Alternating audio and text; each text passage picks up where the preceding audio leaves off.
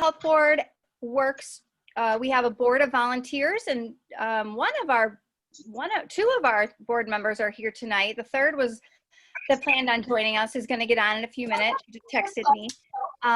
No, it's Kate. Oh no, Carrie, is that you? It's the mental health board member I was talking about. So the mental health board basically funds area agencies that work in the areas of mental health, substance abuse disorder, and developmental disability. We've been funding some of the agencies that we're going to hear from tonight, which is the Community Crisis Center and Children's Advocacy Center, for quite some time, and we've been partners for a long time with those agencies. Some of you I know Kaja Moinadine. He's a trustee at the township. Say hi, Kaja. Hi. Kaja approached me with this idea some time ago, and I think it's a great idea. He also works with Shalini from United for Peace. Shalini, I don't see you anymore. Are you still here? Oh, there you are. So we're working with United for Peace to present this forum, and we're really happy to do so. Kaja or Shalini, do you have anything you'd like to add? No, I'm good, Amanda. Oh, Shalini, you are muted.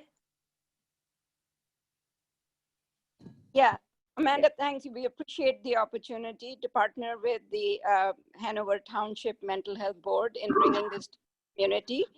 I think our mission is to create nonviolent, united, peaceful communities based on mutual respect.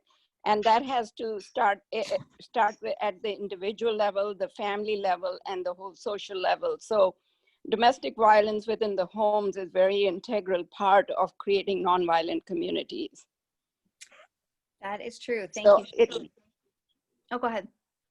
Yeah, so I think it's a very important topic, and thank you to the Hanover Township for organizing this with us. It is certainly our pleasure. So I do want to just let you know how this forum is going to work. In a moment, I'll introduce our two panelists. If you have questions that you would like the panelists to address, feel free to put them in the private chat to me, and I will ask those questions. I do have a list of questions that were submitted and some that we agreed on to ask. But if you have something that you're interested in, or you feel like you need more clarification on, feel free to put that in the private chat to me. I do want to let you know that I'm probably not going to say who asked the question. And if it's a very, very specific situation that it could be it could put you at risk, letting you know, I'll probably send that to Ruth or Kate also in the private chat, and they can kind of address that. I'm also going to probably put some things in the chat for everybody. I know Ruth has some things to put in the chat for everybody, some phone numbers, some resources. All of those are really helpful and really good. So I want to introduce to you Ruth Peterson and Kate Schultz. Ruth, do you want to introduce yourself to the group? All right. My name is Ruth Peterson, as you already said, and I work at the Community Crisis Center. I am the domestic violence community No, I just sent her educator. samples. That's where the disconnect came in, because she thought they were for all of them. That's not the first time I've heard that. Please just remember, if you haven't muted yourself, it'd be helpful to do that. Sorry, Ruth, go ahead. Zooming is a whole new adventure for all of us. Anyway, and in my position, I always want to make sure that people know I am not a counselor. I am an educator. So it is my job to go out and talk to people about what is domestic violence, what can you do about it, where do you go for help. While I am schooled in handling an emergency situation, I am certainly not the long-term counselor to talk to people. Be that as it may, I have been with the Crisis Center for 12 years now, and I have spent a lot of time with 8th graders. So I always tell people, if you pass notes or, you know, have to stand up and stretch or feel a little wiggly, I certainly understand. I've been around it before. Happy to be here tonight. What a great thing. What a great way to start Domestic Violence Awareness Month, to talk about and address the issues. Shalini, what a great statement you made about peace in the family being the way you get peace in the neighborhood. When I was first being trained, my trainer said, if we cannot have peace in the home, how can we ever hope to have peace in the world?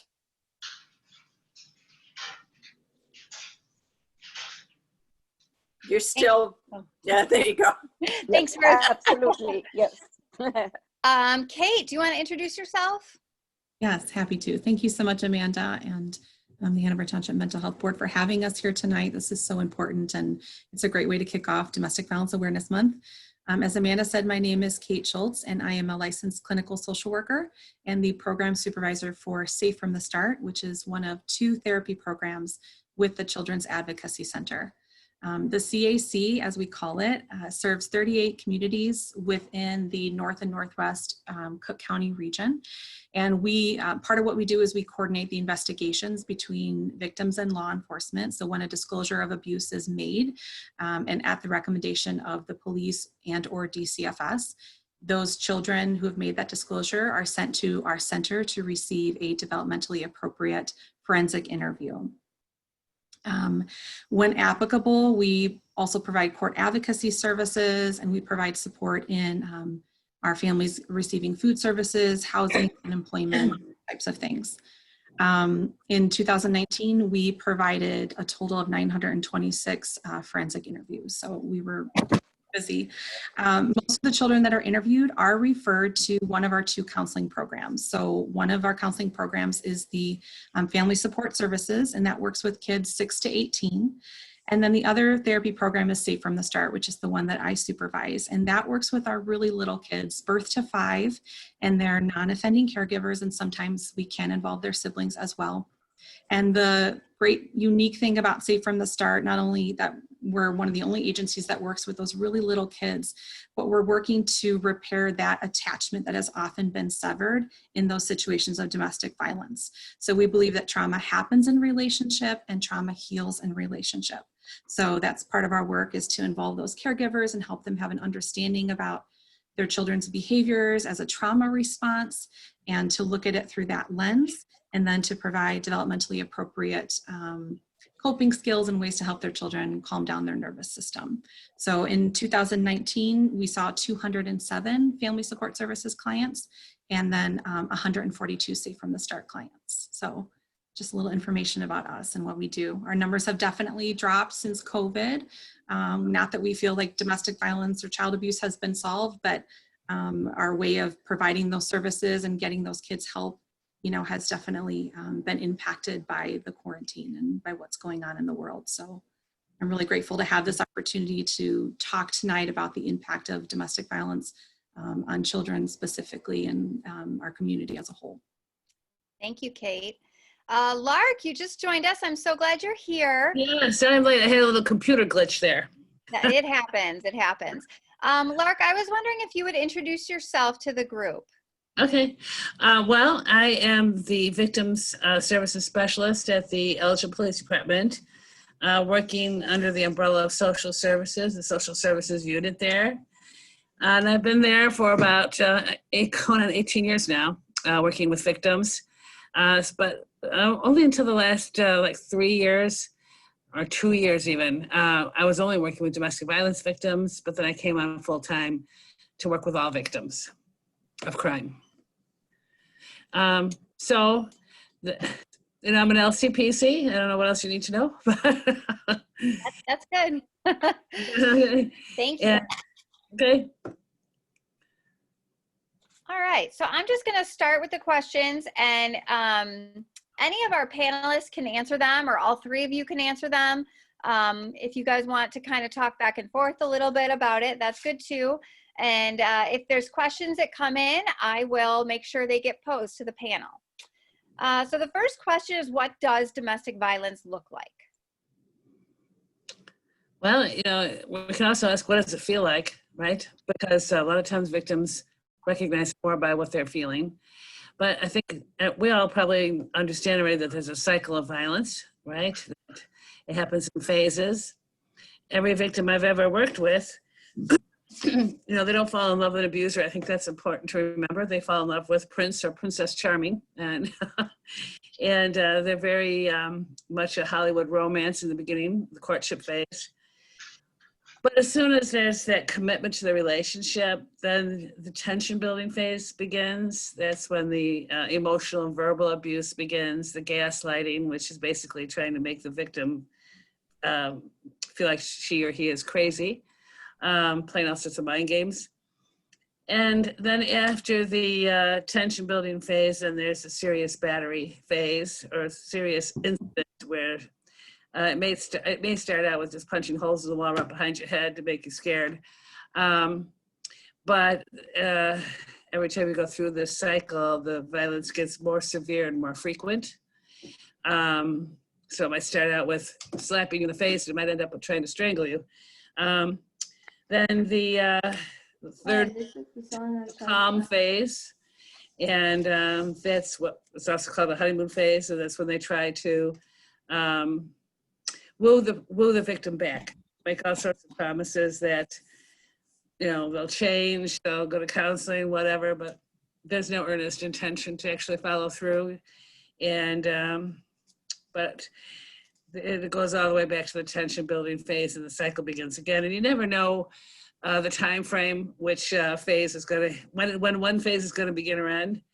But if you're aware of the phases, you can at least know which phase you're in as a victim. And if you recognize that you're in a tension building phase, you anticipate that violence is about to occur and make a safety plan and make sure that you have a fire drill, a way out. And then if you have just gone through a battery phase, now you're in a calm phase or the honeymoon phase, that might be your safest time to try to get out of the relationship. So, but there is really no safe time in domestic violence. In fact, statistics show that you are actually in more danger when you're trying to leave. But the truth of the matter is, no matter what the victim does, they're in danger, because if the cycles keep going, they're more and more in danger of getting severely hurt or even killed. So either way, it's a kind of a damned if you do, damned if you don't situation with the victim. But when I mentioned the feelings, they're always walking on eggshells, they're always trying to appease the abuser. They have this kind of harboring under the illusion that they're working under the illusion that it's their fault. And if only they could do something better to make the abuser happy, this won't happen, And what makes domestic violence so interesting and different from other types of crimes is that it started out in love, at least from the victim's point of view. And the victim does not understand that the abuser is all about manipulation, all about power and control, doesn't want to hear reason, doesn't want to have an equal relationship in any way, just wants to get his or her way all the time. And I don't really understand the victims that they're not dealing with a person who wants to make a relationship work. He or she just wants to be in control. And use any kind of manipulation, whether it's kindness, whether it's sweet talk, whether it's promises, whether it's fists, whether it's threats to hurt the children or the pets or hurt you or your parents or your friends, whatever. Whatever works to keep the victim in the relationship and under the abuser's control. So you can look it up. I mean, it's all over the internet. There's the cycle of violence. It's easy to look up and see a picture of it. You can also look up the, power and control wheel, which is basically all the tricks in the power bag that the abuser uses.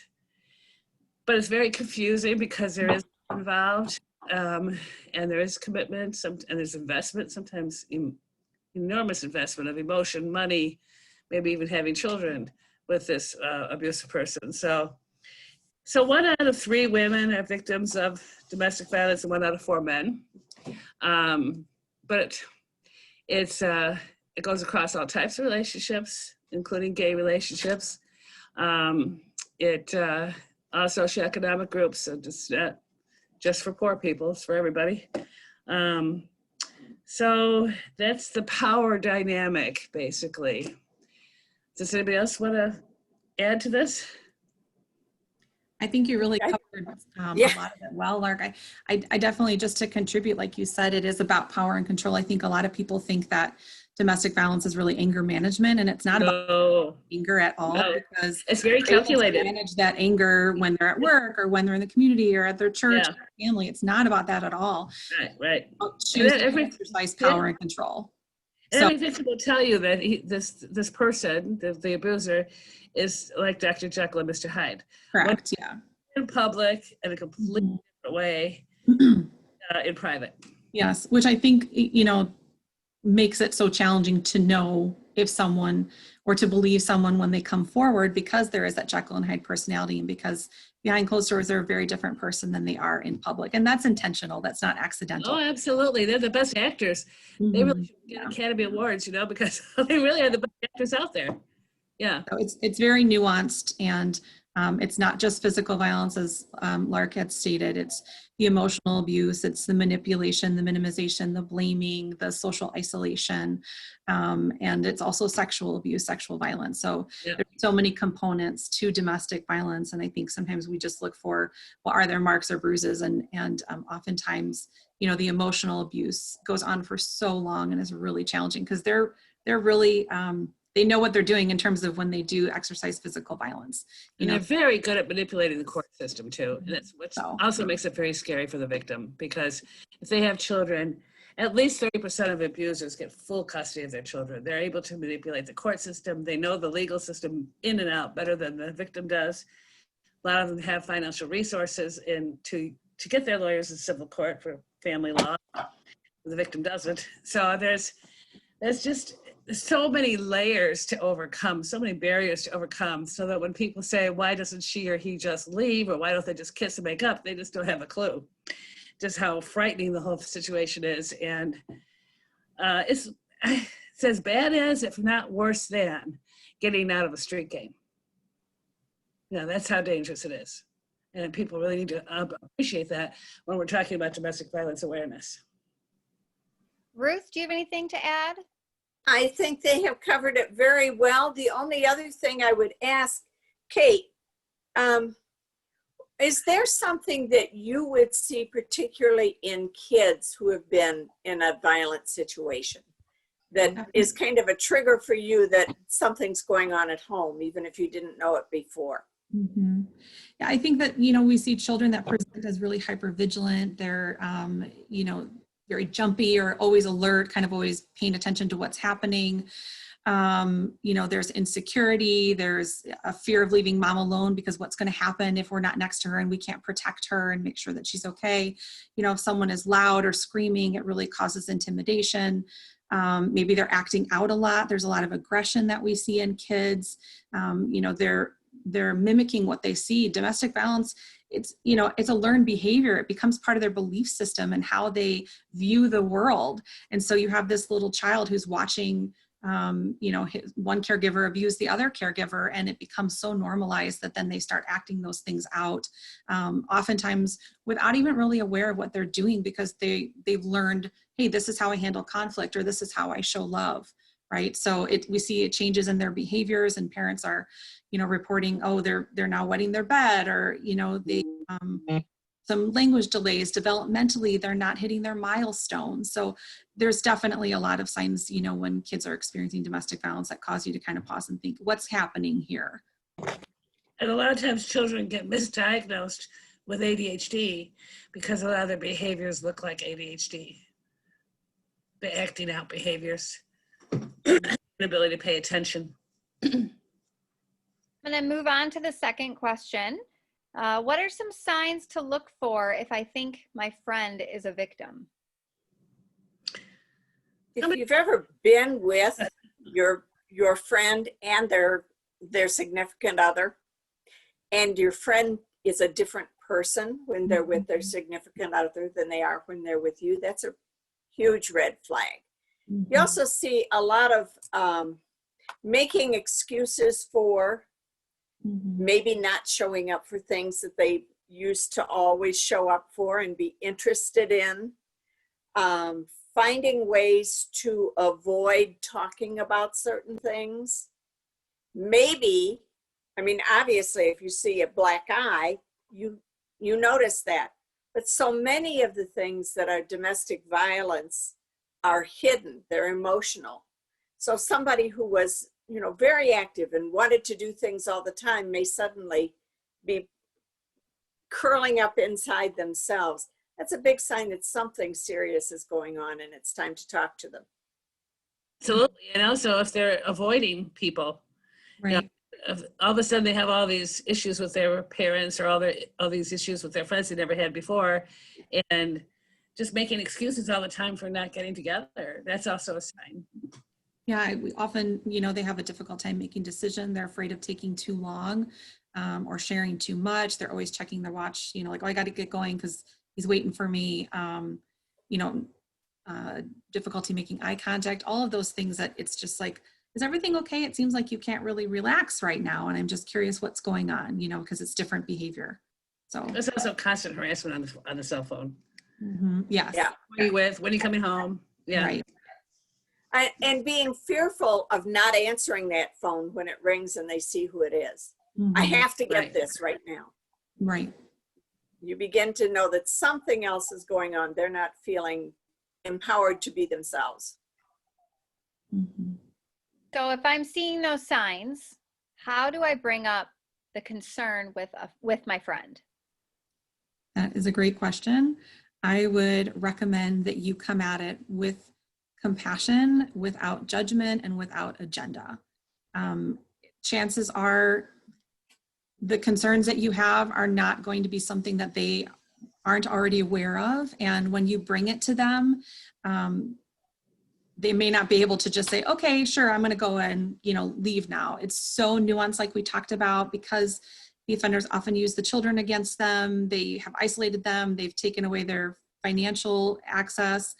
If there's immigration status issues, there's major concerns around that. So I think it's important that we approach it without any sort of agenda that, you know, they need to follow what we're doing, because otherwise we're taking over the control again, right? And we really want to empower these individuals, and we want to give them back that sense that they can make these decisions, and we believe that they can.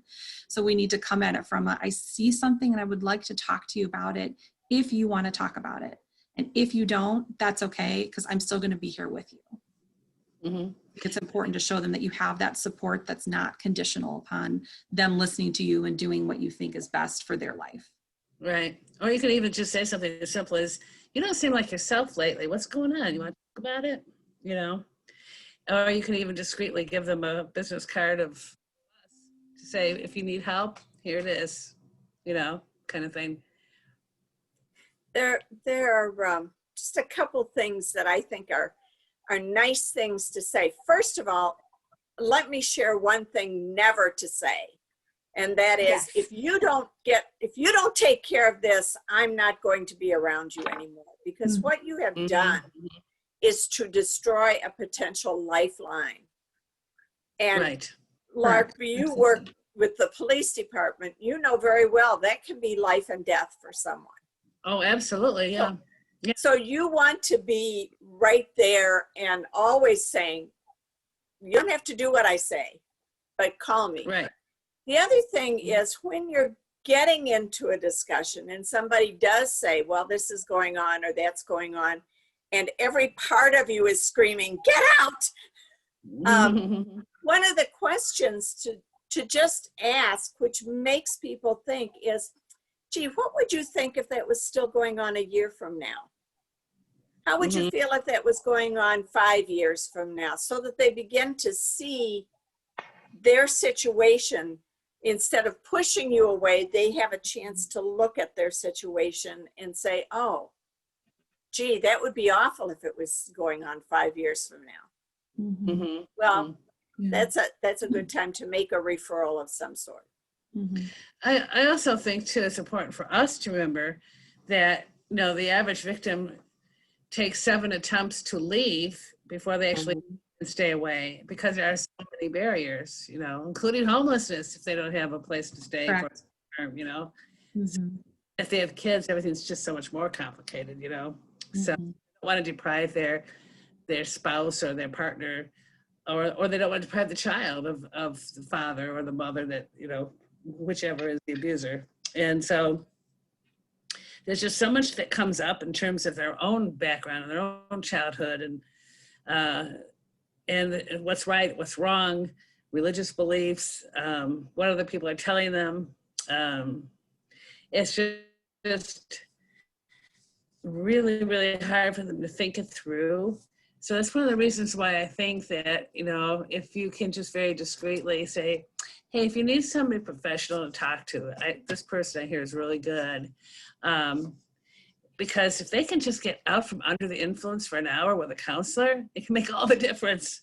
They can see their situation more objectively with the help of education, psychoeducation from the counselor, and with the help of understanding that this is not their fault, that they're not alone, there's help out there. You know, safety planning with somebody, you know, all of that can really help a victim to have the courage to, you know, to go on, to move on, and with the help of other people, because it's just so dangerous to try to do it by yourself, you know? So. That brings me nicely to Mhm. my next question. It's like you planned that transition. Thank you. How do I support my friend if she wants to leave? Mm-hmm. I would say to her, you know, don't try to do this by yourself. Get some help. Mhm. I'm here to support you, but, you know, go to people who are experts on this topic and can help you think it through and plan ahead and get out safely, you know. I think it can be really helpful to kind of do the legwork for them, so to speak, and looking up those resources that they will inevitably need when the time comes that they're ready to leave, if the time comes. A lot of times it's not safe for victims of domestic violence to keep information in their home because there's the fear that the offender is going to find it and there will be retribution for that. So perhaps you do that legwork and call to see what are the requirements for them to get legal services if they need that. You call to check housing or shelter options and see if there's any restrictions in terms of age limits for if they have any boys. You know, reach out to Between Friends at the courthouse and talk about, hey, how do we go about getting an order of protection? You call some local agencies that provide counseling services and see what their wait list is and if there's any fee for services. And that way you have those resources at the ready so that if and when that time comes, you can say, you know what, I've kind of already looked into these things for you.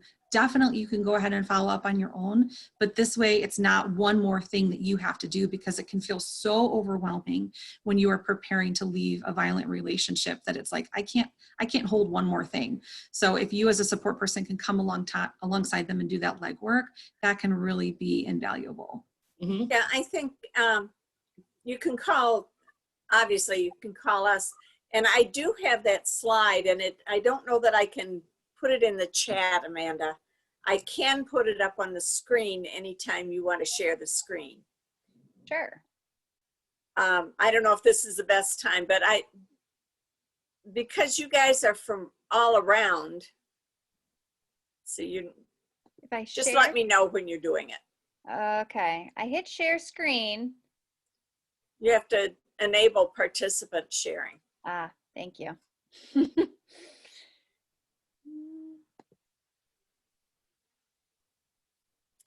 Well, couple things. You can always call. I think, Kate, that's a really good statement. You can always call. The other thing is, one of the best ways I know of getting someone to a counselor who is fearful is to pick up that phone and say, if I dial this number, would you just talk to these people?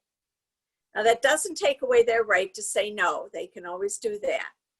But sometimes just making that step of dialing the number is overwhelming for someone who's in an abusive situation.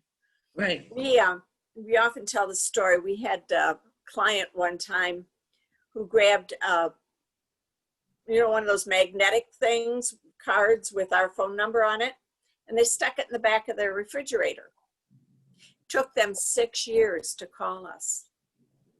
And so anytime you can help a friend by just saying, you know, nothing's going to happen if you talk to them, just give them, let me dial the phone for you. Makes such a big difference. Did you share the screen? I can't find enable participant sharing. Well, you know what? I will If See you if want I to email can- it to me, I can pull it up on my screen. I can do that. Okay. So you keep talking and I will, All I right. will, yeah, it's a PowerPoint and I only want one of the slides, so I don't want to send you the whole thing. But, Gotcha. I'll do that. Gotcha. I Okay. will copy my screen and send it to you. We've had a couple of questions that have come in.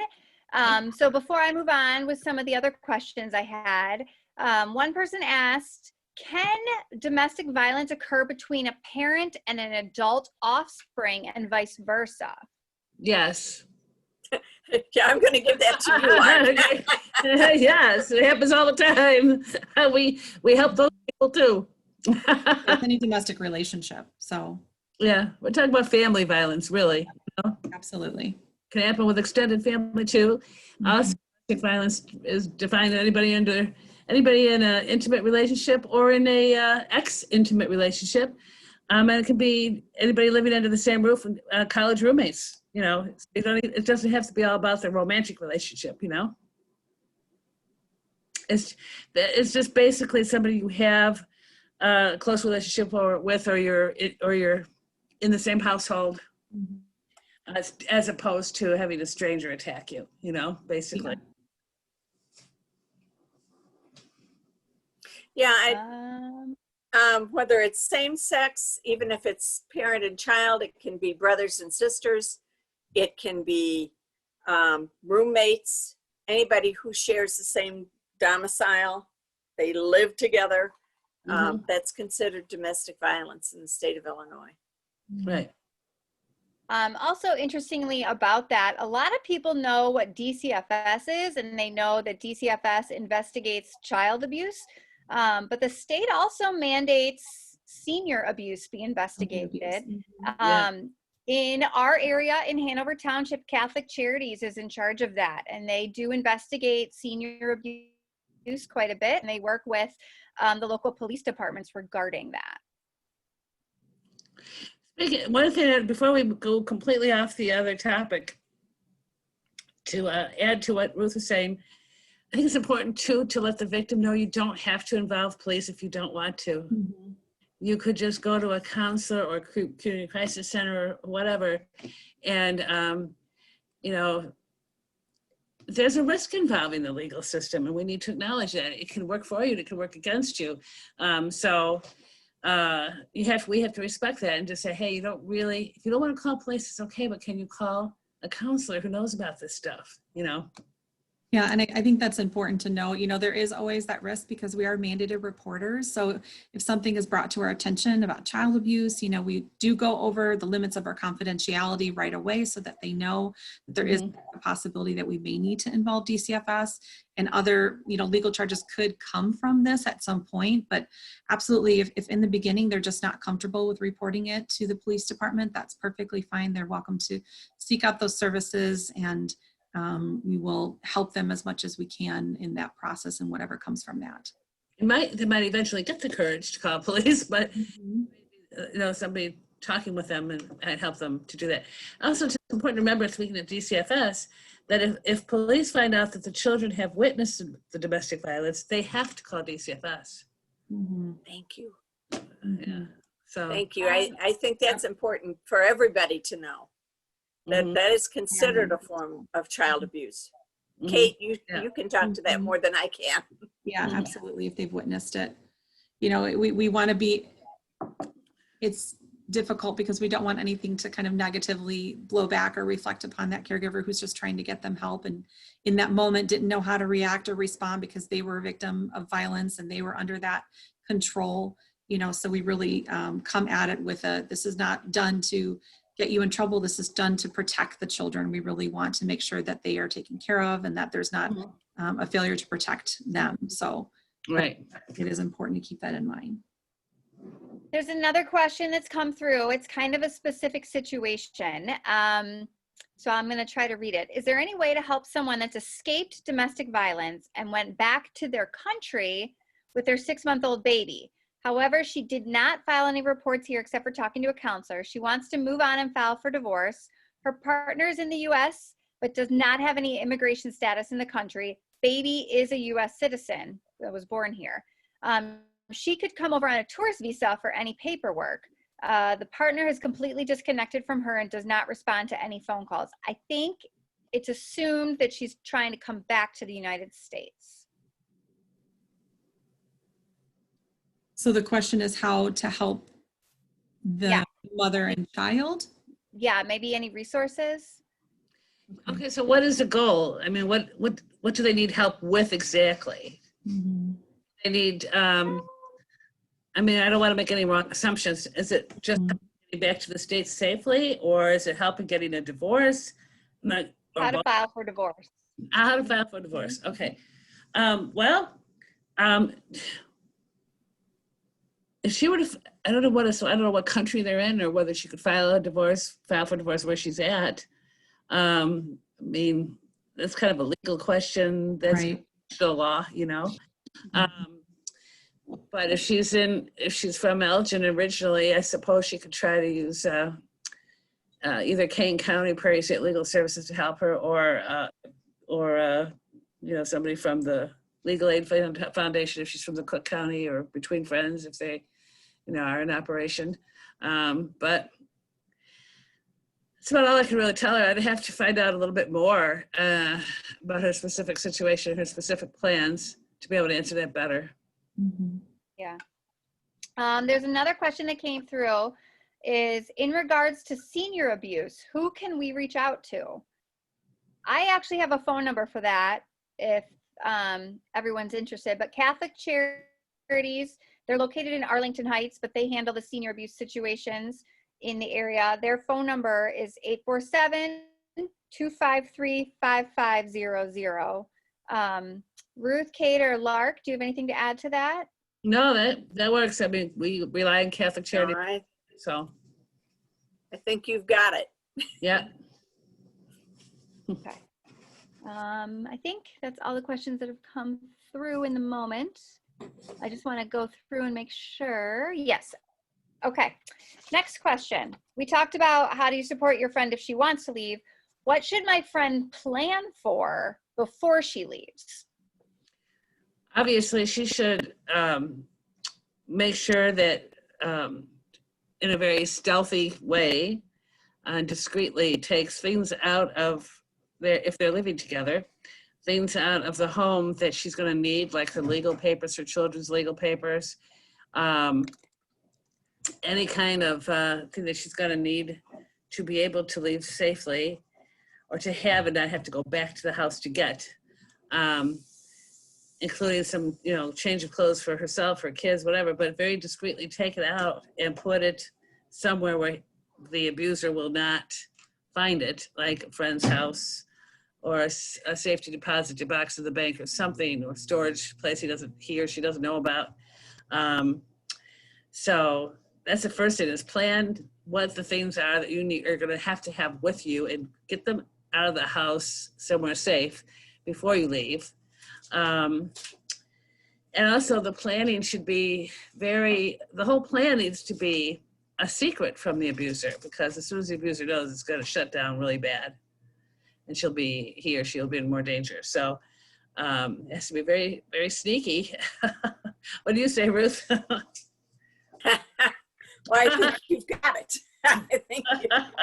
I mean, I feel like we do a cloak and dagger operation with these victims. Yeah, you may be hiding things with a friend so that there's stuff to take. You might call the police in the middle of the night and say, "Come get me," and they will drive you over to the crisis center. Yeah.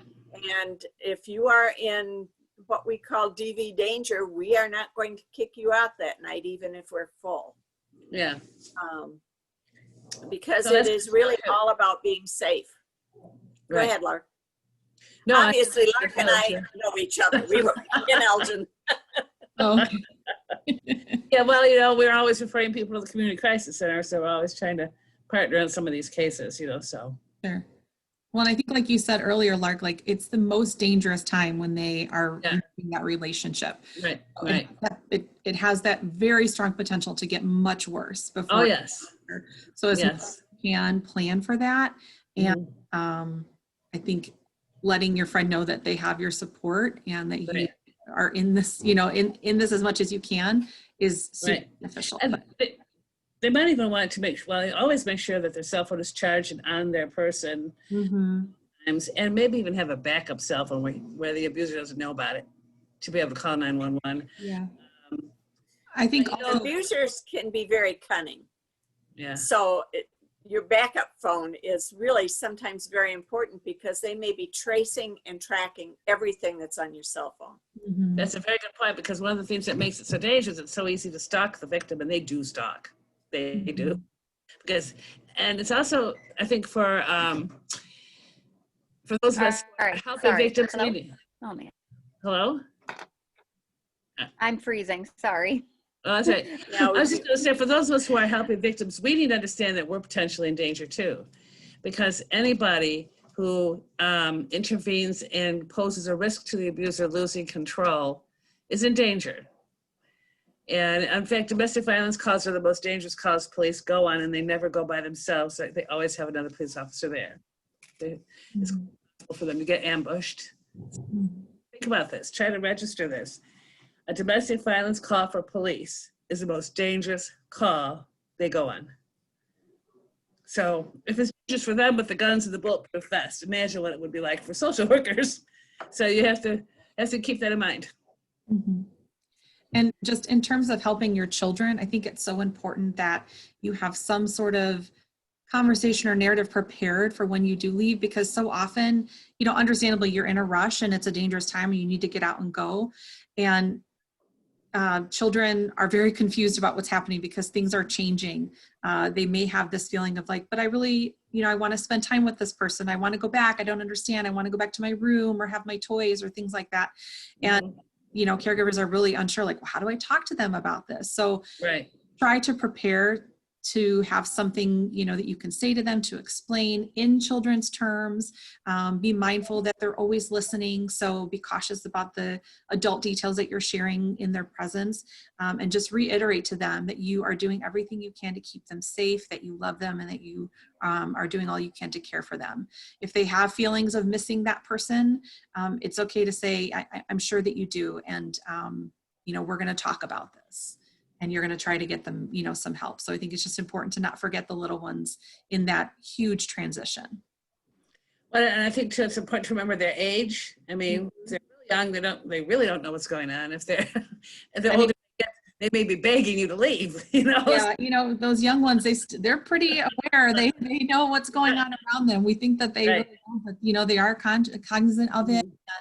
And they may not understand completely. They may not be verbal to be able to express it, like you said, depending upon where they're developmentally, but they definitely are aware something's going on, something is, you know, I'm not in my home, something's going, you know, you can sense it when there's tension. And if it's just outright physical violence, you can see it. So there's almost for sure some question and confusion, and they're going to interpret what they see and make meaning for themselves. So if they see something and someone doesn't talk to them about it, you know, they will internalize, my world isn't safe. These people that are supposed to take care of me are not safe people. Who can I trust? And that starts that, you know, breakdown of that attachment. So I think it's important to make sure that we take time to explain these things to them and give them space to share and to have those big feelings. Yeah, and I think too, one of the biggest objections victims have to leaving is, why should I leave? I mean, why should I have to leave my home? I'm not the one committing the crime, you know? But so if they choose to stay and get an order of protection and have the abuser kicked out, and they have children, we also have to educate the family on, okay, what's your fire drill in case the abuser comes around, and what's your secret code for the child so they know not to let the abuser in the door, you know, that kind of thing. Mm-hmm. I have two questions that have come in. One is, what's the percentage of time the abuser is male or female? Well, I don't know, if 1 out of 3 are women and 1 out of 4 are men, you know, that, I don't know what that adds up to percentage wise, but we shouldn't assume either that the other party committing the abuse is opposite gender either. So, so I can't off the top of my head tell you what percentages, but it does seem to be, for the most part, that women are the victims. Mhm. Yeah, I would agree. I don't know the statistics off the top of my head, but overwhelmingly, usually it is female victims and male offenders. And we certainly have encountered, you know, the opposite to be true, and we provide services as well. There's no discrimination there, but it just seems that overwhelmingly that is the case. Yeah, yeah. And a lot of our statistics come from nationwide police reports. So, and we know that it's the most underreported crime, and men may not be reporting it as much as women because there's perhaps more stigma to them for, you know, more shame on their part because how can you let the little lady beat you up, you know, kind of thing. So, you know, the machismo aspect to our culture. Well, and what we do know is that women are more likely to use a weapon than their fists. That's right. And so And women can be lethal. They are not as lethal, but they can Yeah. be. And that's important that you mention that, because if there's a gun in the house, that really increases the homicide rate for domestic violence by a huge percent. Can't remember, I think it was like 500% more that it'll turn into homicide. Which is why when they go to court, the judge demands that the guns get taken out of the house. One of the questions that came in is, how do I get help if I don't speak English? How do I advocate with the police for myself? Well, the police always could have a translator on hand if they need a translator. So that's not an issue. How do you ask for that? Well, if you start speaking Spanish and they can't understand you, they will get a translator. You know, so it won't take much to figure that one out. But if they want to learn just one English sentence, I need a translator. That might be good. So, but they probably, you know, the police are pretty savvy about, at least in Elgin. I mean, 45% of the population in Elgin is Hispanic. So, I mean, the police are very accustomed to that situation. And a lot of police officers do speak Spanish, so. Well, in addition, I know your 911 operators have access to a translation line. We also have access to a translation line. So if somebody calls and says, I only speak Hindi, we will dial up the AT&T translator and get somebody on the phone so that we have a 3-way conversation with them. Right, and you know, even a lot of them can say as much as no English, and they get it. They know what they need to do, you know. And Save from the Start is connected to a coalition of community agencies. So if we have families that come in and are needing services in a language other than English and Spanish, we will often reach out to our community partners and ask them, where can we help get them the most culturally sensitive services? It's really important that they receive services and documentation in their native language. And so we want to really strive to be as culturally sensitive as we can. Our agency, you know, provides all services in English and in Spanish, and we know many other agencies in the community that do that as well. And if families are able to call and just ask, you know, even if they start speaking in Spanish on the phone, we do our very best to be respectful of that, and we'll labor to find someone that can help communicate with them and get them that help that they need, and, you know, walk alongside them if they need help calling those agencies like law enforcement. So there are plenty of places that we will try to make sure that they are connected and understand. And that's important to remember, that, you know, those language lines do include all languages, so not just Spanish. Well, and I think a little bit of that goes to your next question, unless you. I don't think so. There's one that came in again. I'm trying to get the ones that come in first. Get those first. Will your organization help if it's verbal abuse? Absolutely. For our agency, we absolutely will, for sure. Just call us. Right. Yeah. And over here too, I can't tell you that the police will find that as probable cause for arrest, but certainly they can come in and talk about how to understand what's going on and what might happen next and how to be prepared for that, or how to get away from that. Probable cause for arrest is something we are always educating victims about. What it really means is, do the police have enough evidence that a crime has been committed in order to arrest a person? And it's unfortunately kind of a subjective judgment call on their part. So I wouldn't say that they would arrest somebody just because somebody insulted them with, somebody called them a bad name, because,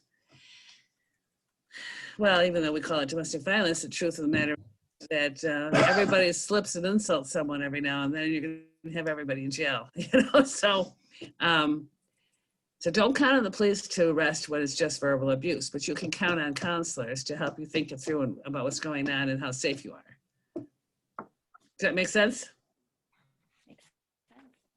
Yeah. How do I support my friend if she wants to stay? Continue to be their friend. Listen without judgment, have empathy for how difficult that situation is. If it feels like they're ready to hear it, you can remind them of their worth and that they are deserving of better, but in a compassionate way. Because social isolation is such a big part of domestic violence, it's really important that they know that they have your support. I think even be a little more than that, encourage them to go to domestic violence counseling where they can make a safety plan so that they have support and they know what to do. You know, for instance, if you see things escalating, don't get yourself in a room with only one exit. Stay away from the, the places, stay out of the kitchen where the knives are. Some things that are self-protective. The other thing is, as a friend, you can devise a code system so that if Lark calls and says, Petunia, I know that I need to call the police to get over there. Online, incidentally, because domestic violence went up so much or is going up so much when people are locked down and quarantined. Online, if you see somebody going like this, that means I need help, call the police. I'll do it in front of me. These virtual screens, my hand disappears. But if this is, cross the thumb over and put the fingers down and talk to your friend. Make sure they know that so that if you're online sometime and you see them do that, you know what to do to be helpful. I think it is a dangerous situation. And as Lark said about, we're in danger, you're also in danger as their friend. And be aware of that. So have a plan for yourself as well.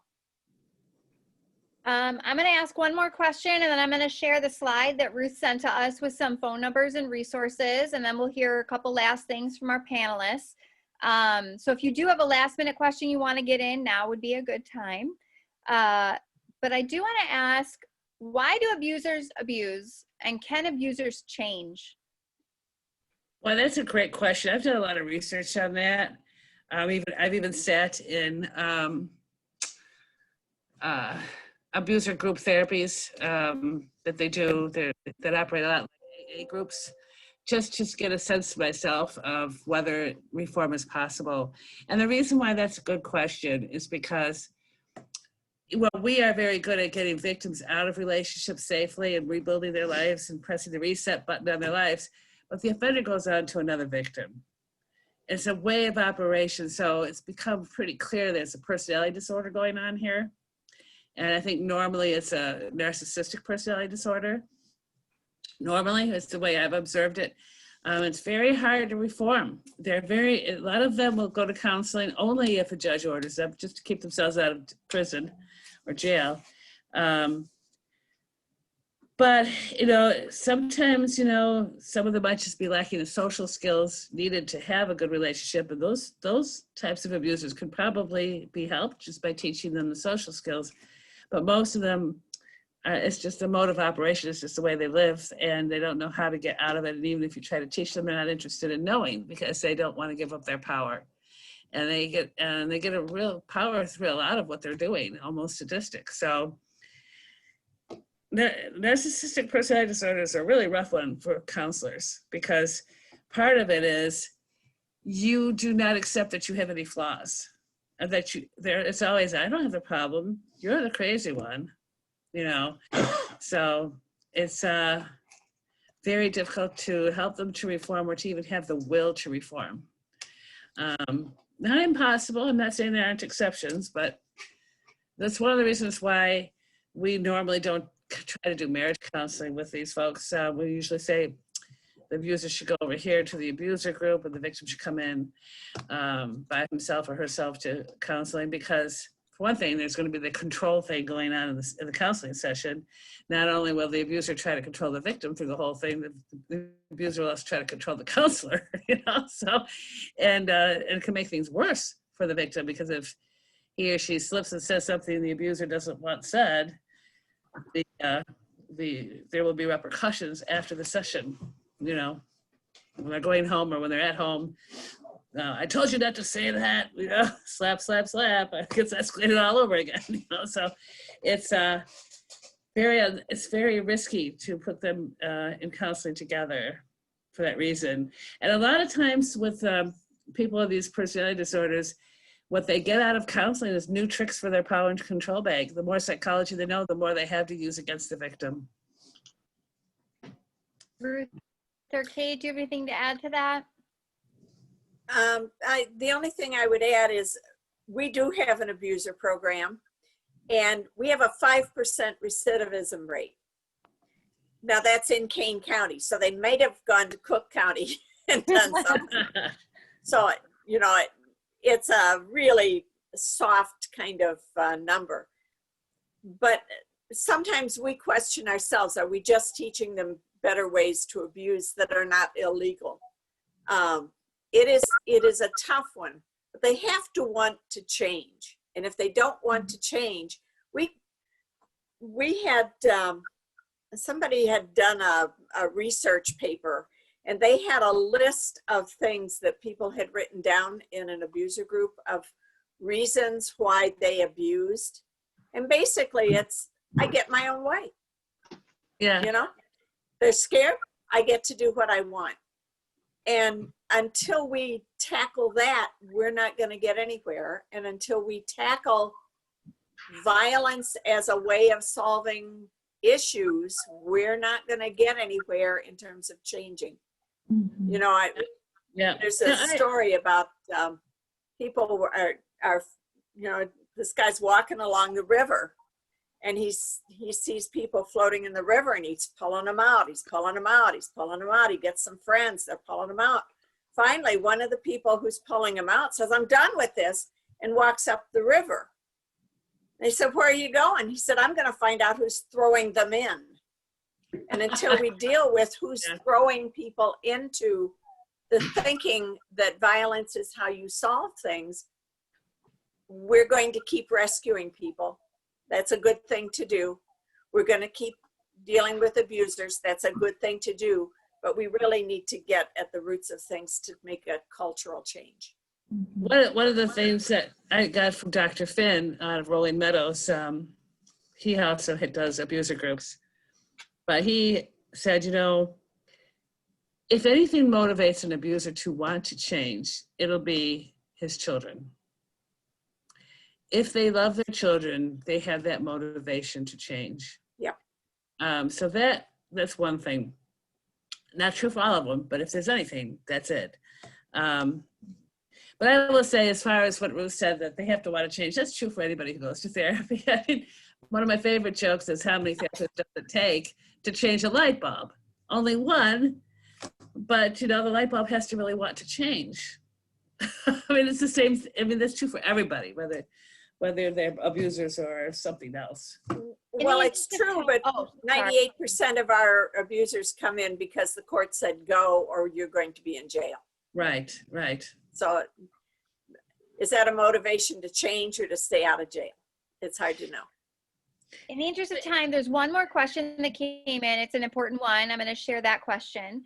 And then I'm going to share the slide. Shalini has one other thing, and then we're going to head out. But the question is, what if police is prejudiced and doesn't understand the abuse? Can they approach a higher authority? I have a current case going on where police is constantly siding with the abuser and not the abused. What can she do? Obviously, file a complaint with a higher authority, go to the sergeant, the lieutenant, the chief, obviously. And they can also call one of us in the social work world to advocate for them. And I think that just speaks to the society and community's, lack of understanding and a need for continuing education about trauma and about violence and domestic violence.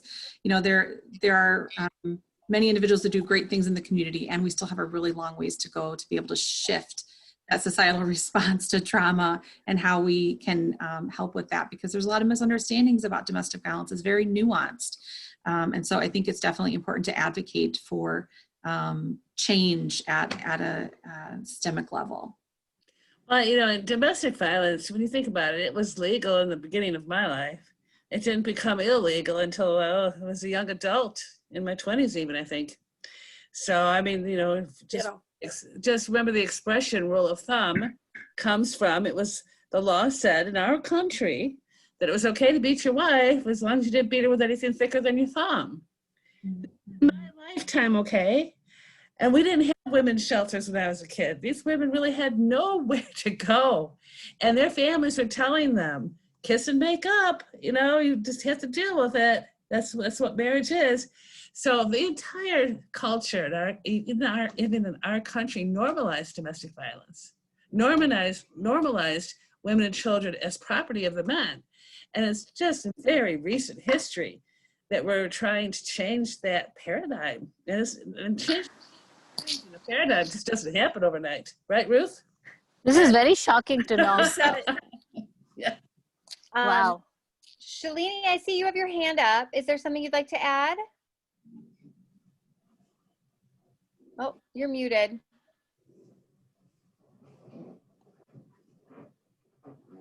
Still muted. There you, oh, no. Okay. There we go. I'm good. Yeah. So I'm very interested in the points that were put out about systemic change and a culture of nonviolence and a total culture of relationship between men and women. Our organization focuses on creating that culture of nonviolence. And to that point, we are doing an event tomorrow in Naperville.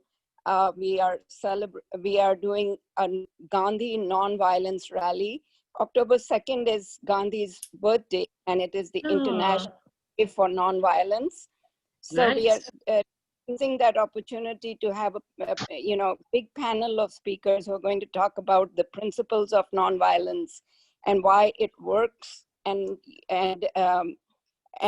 even using nonviolence in struggles and protests and issues of racial justice. So just a little note on that is of That's wonderful. deep interest. Thank you. Wonderful. Yeah, that's wonderful. Good news. All right, so I'm going to share the screen of Ruth's slide with some more phone numbers and resources for you.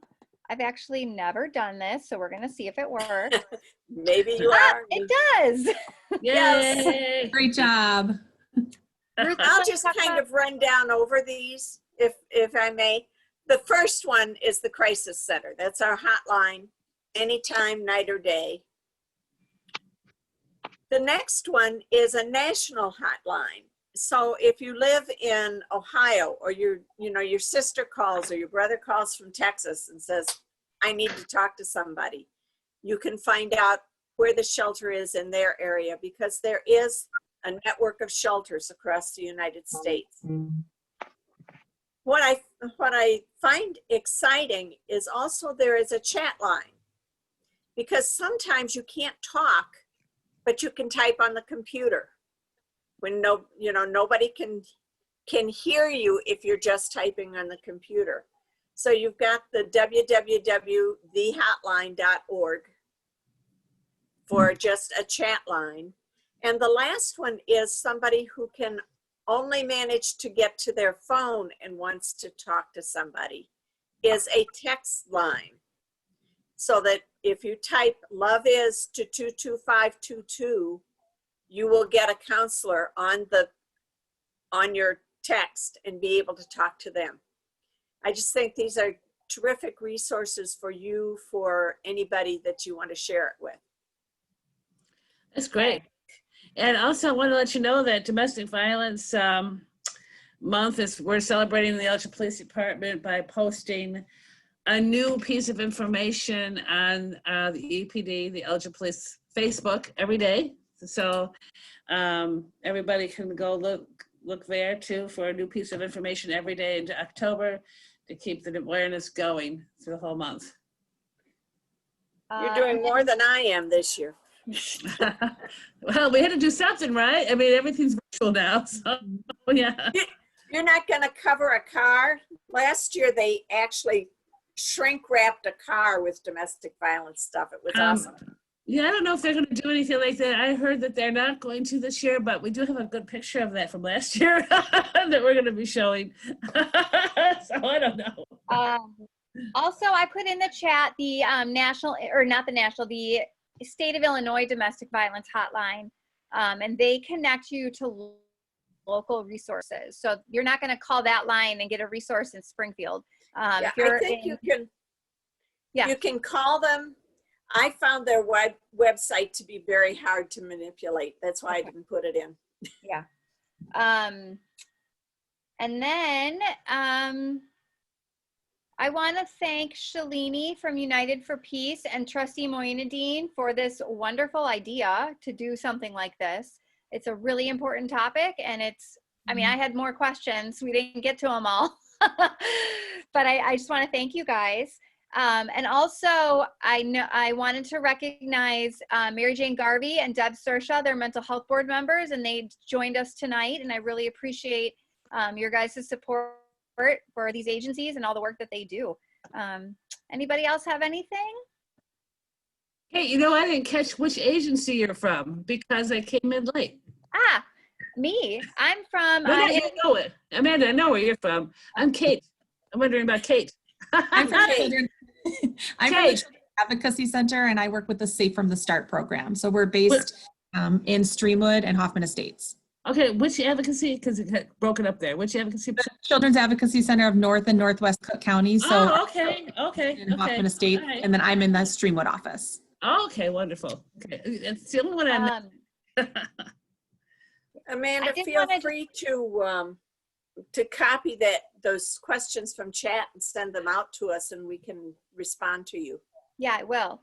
I also wanted to let you all know that if you need more resources or you need help navigating the system, you can always email mhb@hanover-township.org, which is the email that you use to register for this Zoom, and I can link you with services if you need.